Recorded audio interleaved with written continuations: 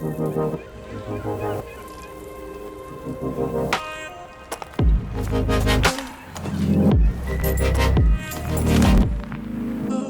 morning. Good day to all of you. I want to start by asking you a question. Who of you here is wearing a smartwatch or some kind of activity tracker? Okay, that's quite good, nearly 50%. I predict that tomorrow it will be even more and nearly 100. And today I want to show you why that is important and what we can do with this. I am Nathalie, and behind me is my heartbeat. And you can see it's rather elevated. This is because I'm really excited to be here. So it's been measured by my watch. And see,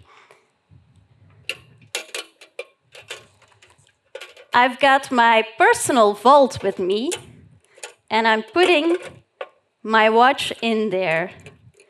And while I do so, yes, I can now see my data in my vault, and there I can learn from it. I can see, for instance, that in the month of June, I should have exercised more.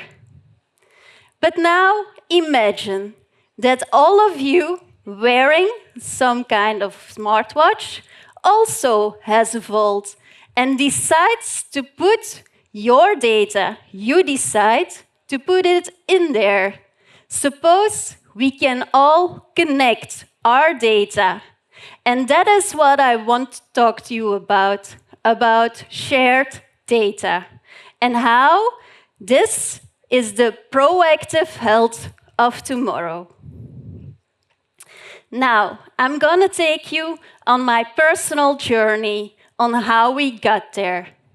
And what you see here is the view from my bedroom window when I was a little girl. I grew up there between these orchards, playing and eating the fruit from the trees. And even then, I already had a concern for the environment because I was this little girl wearing these big T-shirts from Greenpeace, no time to waste. I see some people remember this. And while I was doing this and we were playing there, also tractors were driving around through these orchards and they were spraying chemicals.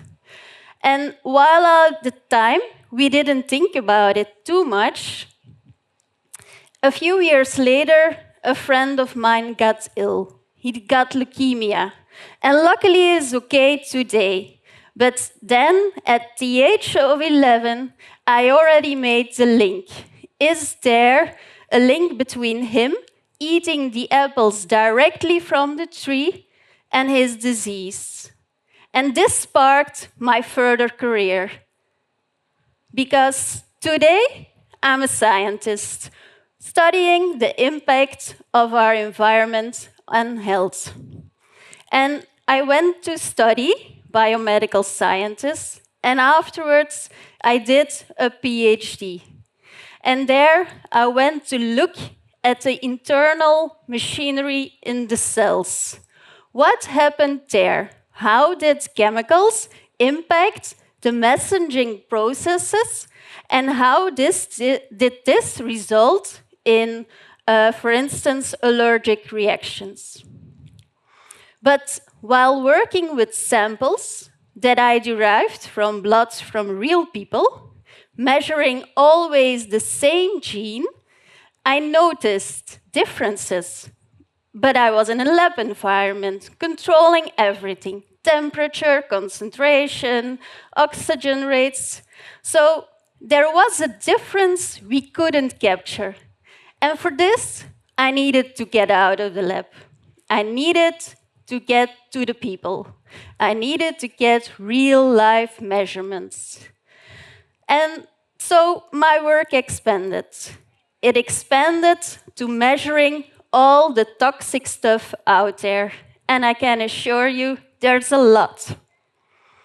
So what we did with this information is we gave advice to our policymakers. So they put regulations in place to lower the toxic burden of our population. We had an impact. But for some chemicals, it's not that easy to define a regulation. You need to find the source. And let me give you an example on that. This was a study we did about 7 years ago in the region located around VITO. We measured heavy metals, specifically arsenic. It's a medieval poison in the blood and urine of pregnant women. And while doing so, we noticed the concentrations were rather high. So we wondered, why was that? Well, this population, expanding their families, they were all involved in some kind of building and renovation project. And for this, they dug a well in their garden or land, and they used the water for construction. But, as it seemed from our data, also for consumption. They cooked their dinner, they drank from the water without having it tested. So this was a risk because arsenic can cause cancer. So we went to the community. We found 27 mayors of towns, 27 towns, who wanted to join us in a major campaign to sensitize their inhabitants to have their well water tested. And this was a success because of the nearly 1,000 people who were using their water for consumption, over half of them appeared to be above threshold for contaminants. So we really had an impact there. And now also my personal life evolved. And being inspired by the pregnant women, I also was blessed, together with my husband, with our first child. And it was a sweet little boy, but he came with an additional chromosome. It was a boy with Down syndrome. And now my mission exploded. Because up until now, I had been focusing on studying the environment. But what I wanted to do now was create the best possible environment to give him the best possible life. And again, I needed information for this. So we turned, of course, to the medical community, but also to the community of moms and dads. And today, he's doing great. He just turned 13, and he's going to high school in September, which is quite exciting. And now, there is this friend. He has this friend. And recently, I met the friend's father. And I want to share with you what he told me. This boy, having the same condition, he nearly speaks, but the father was also looking for tools to help the boy. So they found a language assisting computer that could really help. But this is expensive. So the doctor referred him to a social worker. And from that conversation, it appeared that they had, for 13 years, no social support for this boy. This was a boy the same age as ours, the same condition, born in the same hospital and went to the same schools, but with a different cultural background. And this made me angry. Why could this happen? Well, why am I telling you all this?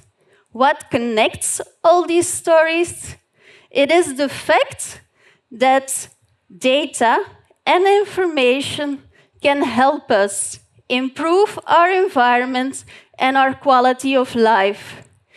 And not just ours, but if we share it, we generate insights that can help the more vulnerable in our world, like newborn babies, elderly, people with special needs. And this is what I'm very happy that I can make my professional ambition at VITO. Because what we are working on is to avoid these situations in all aspects of well-being. This is a trial that we are running across Flanders in the domain of disease prevention. And all Flemish people in the audience can try out the QR code. It's a survey that, when you complete it, gives you personal advice on your risk for chronic diseases like cancer, diabetes, cardiovascular disease. So again, information for the individual to change his lifestyle. At the same time, we can use these data at a population level. For instance, to share with the local community and to give them insights on the health of this community and to run targeted prevention campaigns. I don't know if it's visible, but from this, for instance, we learn that the blue bars, the elderly, they don't need that much assistance for physical activity because they're doing best of all. But alcohol consumption, that's something else. Now, collecting all these data through digital services, we are all doing this. Imagine we can use them to create our own digital twin for health and well-being. Consider it an avatar from the movie. And this avatar predicts for you what is the impact of your lifestyle on your health. And it allows you to change this lifestyle for the better. Well, this is not tomorrow. This is happening today. Unfortunately, not for the purpose of health and well-being. It is done for the purpose of advertisement, commercial purposes. So this is what we want to overcome. The data in the silos from these companies and the data from our medical providers and from research, they are not talking to one another. They are not connected. And the man on this picture is the man who invented the internet 25 years ago. He is not happy with how things are going, so he created a new version. And what we are doing in Flanders today is making this new internet available to you all, to give you exactly this kind of information. In my virtual safe, I store my data, and I can use it to keep or you can use it to keep your health as good as possible. You decide to put it there. You decide what you do with it. But as an individual, it also gives you the potential to share it. Because if we share these data with each other, for research, we can make sure that we help others in our community to live the best possible life. So together, we can turn illness to wellness. And with this, I want to thank you for your attention.